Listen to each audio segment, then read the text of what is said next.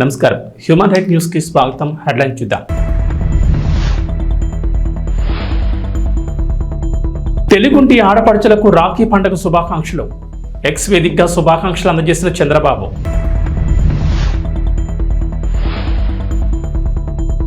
రుణమాఫీ కాకపోవడానికి 31 సాంకేతిక సమస్యలు. ప్రభుత్వానికి నివేదించిన వ్యవసాయ శాఖ, పరిష్కార మార్గాలు చూపిన అధికారులు.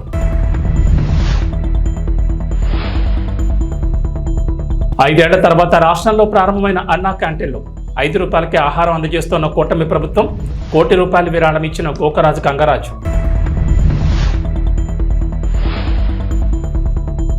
తెలంగాణలో మరో 3 రోజుల పాటు వర్షాలు. జిల్లాలో నేడు పలుచోట్ల భారీ వర్షాలు. దేశవ్యాప్తంగా రక్షాబంధన్ సందడి నెలకొంది. రక్తం పంచుకుపుట్టిన సోదరులు సోదర భావాన్ని పంచుకుంటున్న వారికి రాఖీలు కట్టేందుకు అక్కా చెల్లెమ్మలు సిద్ధమయ్యారు. ఇక సోషల్ మీడియా వేదికగా రక్షాబంధన్ శుభాకాంక్షల వెల్లువ కొనసాగుతోంది. ఏపీ ముఖ్యమంత్రి నారా చంద్రబాబు నాయుడు కూడా రాఖీ శుభాకాంక్షలు తెలిపారు. ప్రియమైన తెలుగింటి ఆడపడుచులకు అనునిత్యం ఆశీస్సులు కురిపించే అక్కా చెల్లెలకు రాఖీ పండుగ శుభాకాంక్షలని ఆయన పేర్కొన్నారు. ఈ మేరకు ఎక్స్ వేదికగా ఆయన స్పందించారు. ప్రియమైన తెలుగింటి ఆడపడుచులకు అనునిత్యం ఆశీస్సులు కురిపించే అక్కా చెల్లెమ్మలకు రాఖీ పండుగ శుభాకాంక్షలు. తెలుగుదేశం పార్టీ ఆది నుంచి ఆడపడుచుల పక్షపాతి. మహిళలకు ఆస్తిలో సమాన హక్కులు కల్పించడమే కాకుండా ప్రభుత్వ పరంగా ఇచ్చే పథకాలను, ఆస్తులను మహిళల పేరుపైనే ఇచ్చే సంస్కరణ తెచ్చింది కూడా తెలుగుదేశమే. మహిళా సాధికారత కోసం డ్వాక్రా సంఘాలు, బాలికా విద్యకు ప్రోత్సాహం, స్థానిక సంస్థల్లో మహిళలకు రిజర్వేషన్ల వంటి విప్లవాత్మక నిర్ణయాలతో మహిళా సంక్షేమం కోసం కృషి చేశాం.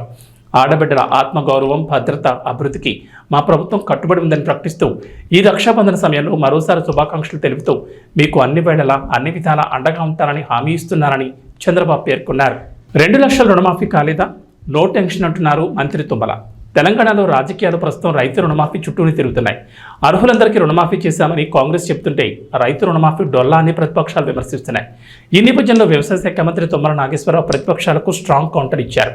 గత 4 రోజుల నుంచి రాష్ట్రంలో ప్రతిపక్ష నేతలు అనేక విన్యాసాలు చేస్తూ సోషల్ మీడియా సాక్షిగా రైతాంగాన్ని తమ అసత్య ప్రచారాలతో ఆందోళనకు గురిచేస్తున్నారని ఫైర్ అయ్యారు.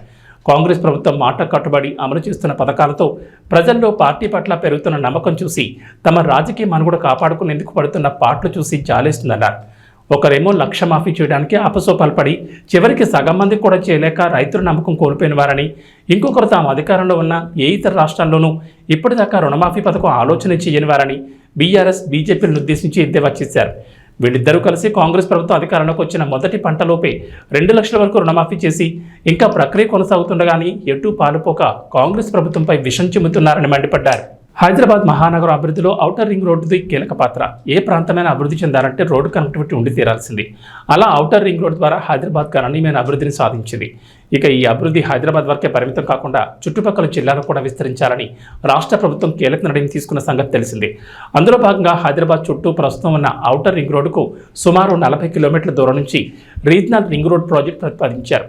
సగం తెలంగాణను అభివృద్ధి చేసేందుకు సూపర్ గేమ్ చేంజర్గా ఈ ప్రాజెక్టును పట్టాలెక్కిస్తున్నారు.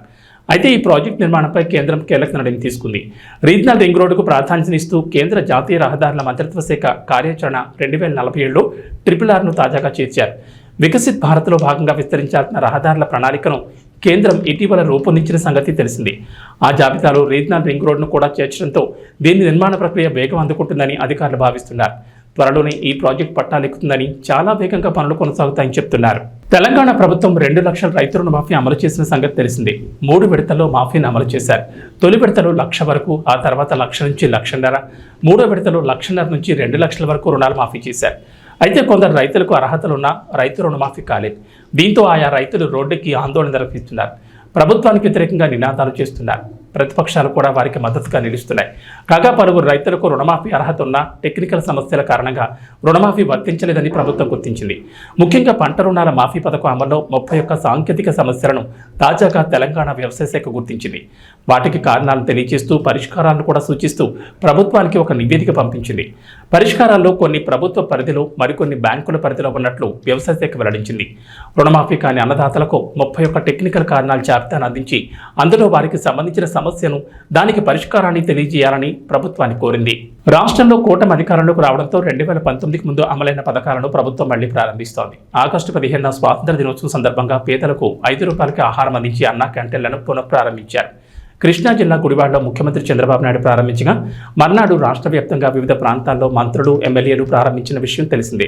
కాగా అన్న క్యాంటీన్ ట్రస్టుకు విరాళాలు అందజేయాలన్న చంద్రబాబు పిలుపునకు విశేష స్పందన వస్తోంది. పలువురు ముందుకొచ్చి పెద్ద మొత్తంలో విరాళాలు అందజేస్తున్నారు. తాజాగా అన్న క్యాంటీన్ నిర్వహణకు మాజీ MP Laila group chairman doctor Gokaraju Gangaraju ₹1 విరాళాలు అందజేశారు. ఈ విషయాన్ని టీడీపీ జాతీయ కార్యదర్శి విద్యాశాఖ మంత్రి లోకేష్ ఎక్స్లో వెల్లడించారు. ఆయన ఉదారమైన సహకారానికి లోకేష్ ధన్యవాదాలు తెలిపారు.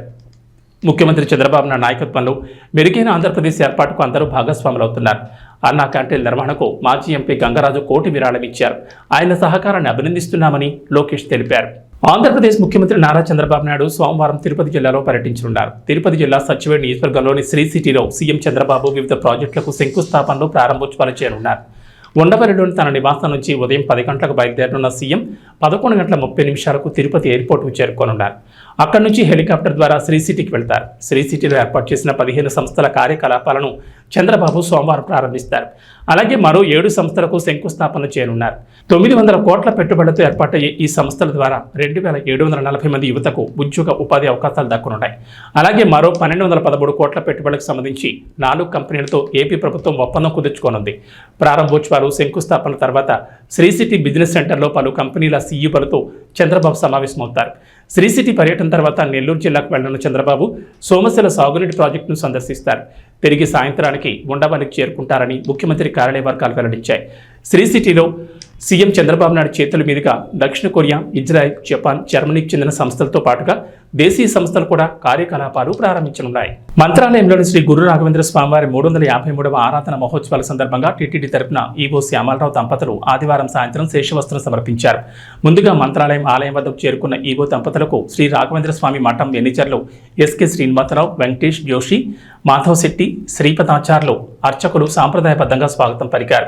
అనంతరం శేషవస్త్రాన్ని ఊరేగింపుగా తీసుకుని వెళ్లి ఆలయంలో పీఠాధిపతి శ్రీ సుబుధేంద్ర తీర్థ స్వామివారికి అందించి శ్రీ రాఘవేంద్ర స్వామివారి దర్శనం చేసుకున్నారు. అనంతరం ఆలయ అధికారులు వారికి తీర్థ ప్రసాదాలు అందించారు. పీఠాధిపతి శ్రీ సుబుధేంద్ర తీర్థ స్వామివారు ఈవో దంపతులకు శేషవస్త్రం, శ్రీ రాఘవేంద్ర స్వామి మెమంటో, ఫల మంత్రాక్షతలు ఇచ్చి ఆశీర్వదించారు.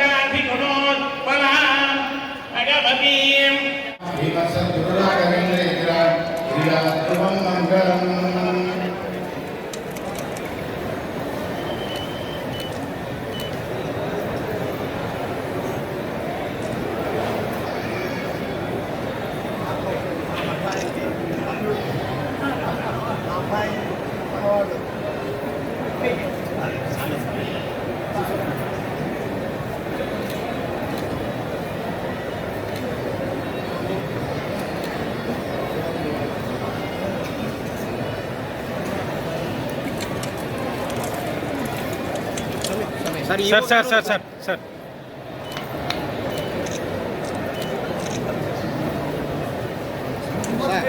स्वामी जी बुद्धि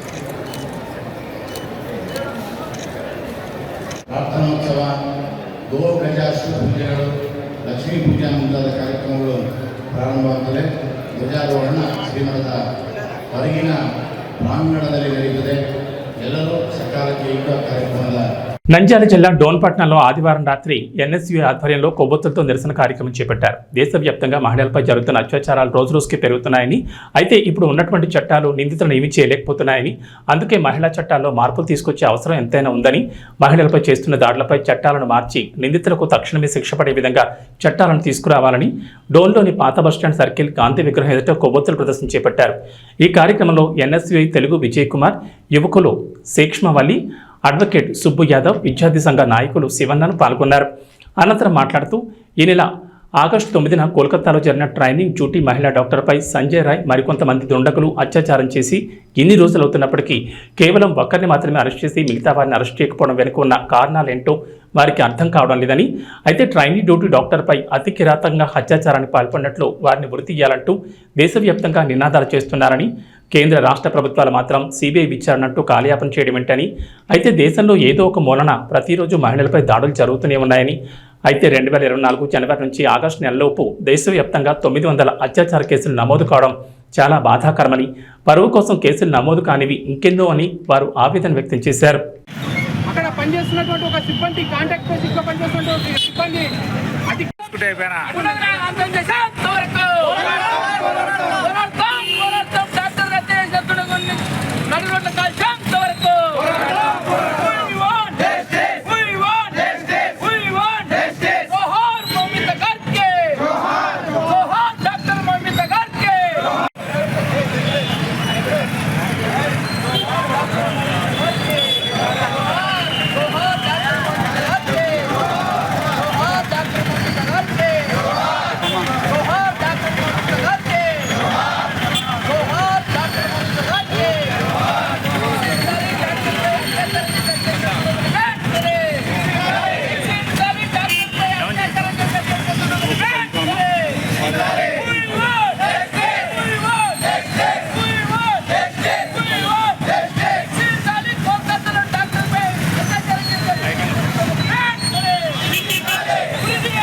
హైదరాబాద్ సుల్తాన్ బజార్ నూతనంగా ఏర్పాటు చేసిన the young men's improvement society భవనాన్ని స్థానిక ఎమ్మెల్యే రాజాసింగ్తో కలిసి కేంద్ర హోంశాఖ సహాయ మంత్రి బండి సంజయ్ ప్రారంభించారు. 150 ఏళ్ల క్రితం ప్రారంభించిన సంస్థ అనేక మంది మహనీయుల మార్గదర్శకంలో కొనసాగడం అభినందనీయమని బండి సంజయ్ అన్నారు. శ్యామ్జీ నేతృత్వంలో ఈ భవనాన్ని ప్రారంభించడం సంతోషంగా ఉందన్నారు. లక్ష్యం లేకుండా ఏ సంస్థ ముందుకు సాగదని, కానీ ఈ సంస్థకు లక్ష్యం ఉందని వెల్లడించారు. క్లినిక్, లైబ్రరీ, సమావేశ మందిరం, శిక్షణ, సేవా కార్యక్రమాల కోసం ఈ కేంద్రం ఉపయోగపడుతుందని తెలిపారు. గొప్ప వ్యక్తుల చరిత్రను గెలుచుకోవాల్సిన అవసరం ఉందన్నారు. ప్రపంచంలో అనేక దేశాలు భారతదేశంపై కుట్రలు చేస్తున్నాయని, దీన్ని ప్రధాని మోడీ సమర్థవంతంగా ఎదుర్కొంటున్నారన్నారు. బంగ్లాదేశ్లో భారతీయులపై దాడులపై మాట్లాడుతున్న వారు మొదట భవిష్యత్తులో భారత్లో ఇలాంటి ఘటనలు ఏర్పడితే ఎలా ఎదుర్కోవాలో ఆలోచించాలని కోరారు. హిందూ ధర్మం పరిరక్షణ కోసం ముందుకు రావాలని, గోహత్యలు, లవ్ జిహాద్ నియంత్రించడం కోసం ఇలాంటి కేంద్రాల్లో సమావేశాలు నిర్వహించాలని బండి సంజయ్ కోరారు.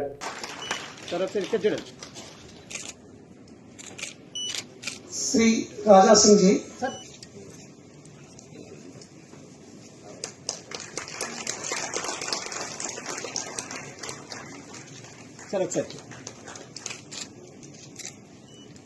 శ్రీ ప్రసన్న కుమార్ జీ, అదేవిధంగా శ్రీ సంత్ సమర్థ సామాజిక సంస్థ ద్వారా కూడా వచ్చిన ప్రతినిధులు ఉన్నారు. వాళ్ళందరూ కూడా సన్మానం చేస్తా ఉన్నారు.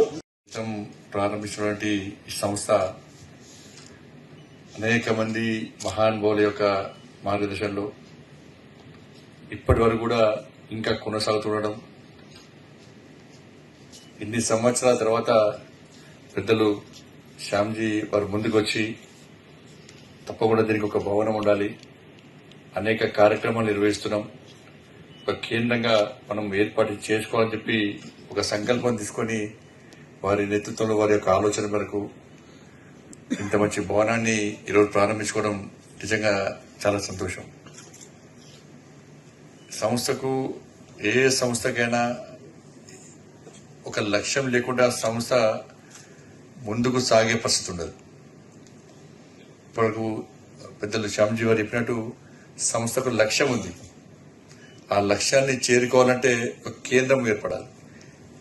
ఇప్పుడు మనకు అనేక సందర్భాల్లో ఇవాళ ఈ బిల్డింగ్, క్లినిక్, లైబ్రరీ, దాంతోపాటు సమావేశం నిర్వహించుకోవడానికి హాలు, దాంతోపాటు సేవా కార్యక్రమాలు, ఉపాధి కోసం శిక్షణ ఇవ్వడము, విద్య, వైద్య, ఉపాధి, శిక్షణ సంబంధించి అనేక బస్తీల్లో కూడా ప్రజల్లో కూడా ఒక మంచి ఆలోచన కల్పించే విధంగా సేవా కార్యక్రమాలు చేయాలని చెప్పి ఆలోచనతో ఉండడం, దానికి కావాలంటే కేంద్రం కావాలి కాబట్టి ఇంత పెద్ద బిల్డింగ్. ఇది వేరే సంస్థకైతే ఇది పెద్ద కమర్షియల్ కాంప్లెక్స్ కట్టుకోవచ్చు. ఇక్కడ లక్షల రూపాయల రెంట్స్ వస్తాయి. దాంతో ఎక్కువ చిన్న భవనం తీసుకొని మనం ఒక కార్యాలయం పెట్టుకుంటే సరిపోతుంది. కానీ ఇతర ఆర్గనైజేషన్స్ కు మనకు తేడా, ఇవాళ మన ఆర్గనైజేషన్ సంబంధించి ఇంతకుముందు శ్యామ్జీ వారు చెప్పినట్టు అయితే కేశవ మెమోరియల్ లేకుంటే ఆర్వికే వేరే చాలా కేంద్రాలు, చాలా సెంటర్స్, హాల్స్ కూడా మనకి ఇచ్చే పరిస్థితి లేదు. కొంతమంది భయానికి ఇయ్యరు, కొంతమంది ఇయ్యొద్దనియరు, కొంతమంది ఇచ్చే ఆలోచన ఉన్న మొహమాట పడుకుంటూ ఇచ్చే పరిస్థితి లేదన్న. ఇటువంటి పరిస్థితిలో ఒక మంచి ఆలోచనతో ఇంత మంచి భవన నిర్మాణం చేయడం చాలా సంతోషం. దాని పేరు కూడా మనం చూసినాం, రుద్రమ ధన్వంతరి ప్లస్ వీర సావర్కర్. గొప్ప వ్యక్తుల యొక్క చరిత్రను వచ్చిన అందరూ తెలుసుకోవాలి, చరిత్ర తెరమరు కాకుండా ఆలోచనతో వాళ్ళని చూస్తారు మనం. కాబట్టి ఇటువంటి పరిస్థితిలో ఇంత మంచి భవనం నిర్మించడం చాలా సంతోషం. ఎందుకంటే దేశంలో ఉన్న పరిస్థితులు మనం తెలుసుకోవాలి, అన్నిటి గురించి చర్చించుకునే అవకాశం, అన్నిటి గురించి ఆలోచించుకునే అవకాశం, ఆచరణలో చూపెట్టే అవకాశం ఉంది. ఇంతకుముందు చెప్పినట్టు బంగ్లాదేశ్ పరిస్థితి తెలుసు. ఆ రోజు స్వామి వివేకానంద గారు చెప్పినట్టు తల్లి భారత మాతను విశ్వగురు స్థానంలో అత్యున్నత సింహాసనంలో, ప్రపంచంలో అత్యున్నత సింహాసనంలో కూర్చుంటే భారతదేశం యొక్క అస్థిరత్వాన్ని దెబ్బతీసే ప్రయత్నం చేస్తున్నారో మనం చూస్తున్నాం. దాన్ని నిర్వహిస్తున్న దేశం బంగ్లాదేశ్. చాలా మంది అంటూ ఉంటారు, మనం బంగ్లాదేశ్ లో హిందువుల దాడులు జరుగుతున్నాయి, వీళ్ళు మాట్లాడుతున్నారు, వాళ్ళు మాట్లాడతలేరు అని ఆలోచించడమే తప్ప వీళ్ళు మాట్లాడినా వాళ్ళు మాట్లాడకుండా దాంతో ఒరిగేది లేదు. కానీ ఈ విధంగా ఆలోచిస్తున్నా నేనేం చేస్తున్నా, రాబోయే రోజుల్లో ఇటువంటి పరిణామాలు భారతదేశంలో ఉత్పన్నమైతే నా ధర్మాన్ని, నా సమాజాన్ని, నా జాతిని ఏ విధంగా రక్షించుకోగలుగుతామని చెప్పి ఆలోచించేవాడే నిజమైన హిందూ, నిజమైన భారతీయుడు.